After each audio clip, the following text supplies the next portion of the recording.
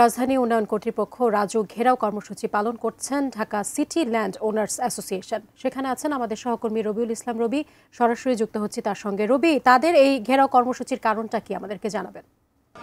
City land ওনার অ্যাসোসিয়েশনের একটা প্রতিবাদ, অর্থাৎ এই যে এটা রাজুক ঘেরাও যে কর্মসূচিটা সকাল থেকে পালন করছে, মূলত এখানে 2008 সালের যেই নীতিমালা ছিল, একটা বিধিমালা ছিল যে পরিমাণ জমিতে 2008 সালের বিধিমালায় 10 তলা ভবন নির্মাণ করা যেত, ঠিক একই পরিমাণ জমিতে 2022 সালে আরেকটি বিধিমালা প্রণয়ন করে রাজুক কর্তৃপক্ষ। সেখানে কিন্তু এই 10 তলা ভবনের বিপরীতে শুধুমাত্র 5 তলা ভবন নির্মাণের জন্য অনুমোদন দেয়া হয়, বা 5 তলার বেশি এই ভবনগুলোতে এই পরিমাণ জায়গাতে আসলে 5 তলার বেশি ভবন নির্মাণের অনুমতি রাজুক কর্তৃপক্ষ দিচ্ছে না, যার কারণে একটা বৈষম্য তৈরি হয়েছে বলে ঢাকা সিটি ল্যান্ড ওনার অ্যাসোসিয়েশন মনে করছেন।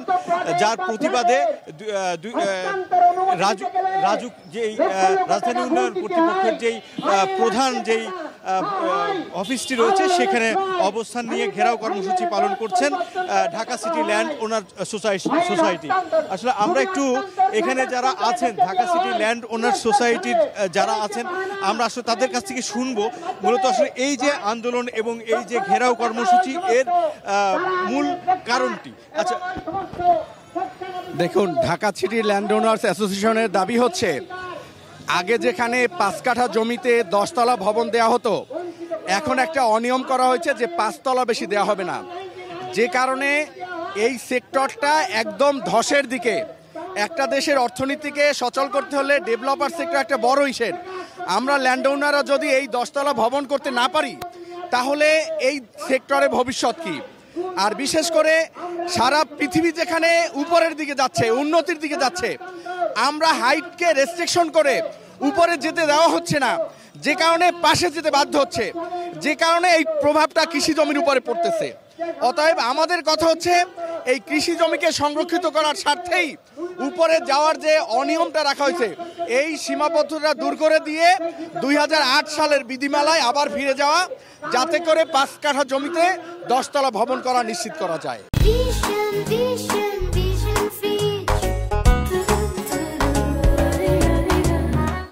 আমরা যেটা জানতে পারলাম যে যেই জমিতে 2008 সালের বিধিমেলায় 10 তলা ভবন নির্মাণের অনুমোদন দিত রাজুক কর্তৃপক্ষ, সেই এক বিধিমেলাটাকে বাতিল করে 2022 সালের নতুন যে বিধিমেলা করা হয়েছে, সেখানে মাত্র 5 তলা ভবন নির্মাণের সুযোগ এখানে তো মানে করে দিয়েছে রাজুক কর্তৃপক্ষ। এছাড়া 2 কাঠার নিচে যাদের জমি রয়েছে, তাদেরকে একেবারেই ভবন নির্মাণের জন্য অনুমোদন দিচ্ছে না রাজুক কর্তৃপক্ষ।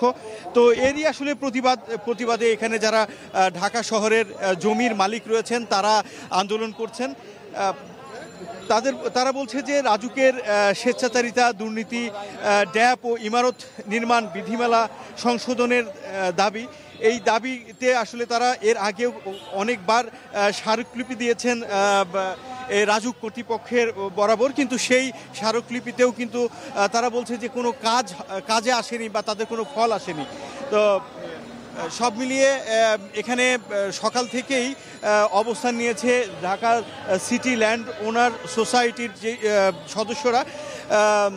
এখানে যারা অবস্থান নিয়েছেন, বেশিরভাগ সদস্যরাই হচ্ছে গিয়ে ঢাকা সিটির মধ্যে তাদের জমি জমার মালিক। তারা আসলে বলছে যে তাদের জমি কম, কিন্তু যদি এই যে নতুন যে বিধিমালাটি করা হয়েছে, 2022 সালে যে বিধিমালা করা হয়েছে, সেই বিধিমালা অনুযায়ী যদি তারা প্ল্যান নিয়ে বাড়ি করতে চান, তাহলে আসলে তাদের পরিবার পরিজন নিয়ে বা তাদের যারা শরিক রয়েছেন তাদেরকে নিয়ে কিন্তু এই অর্থাৎ বসবাস করা তাদের জন্য খুবই মুশকিল।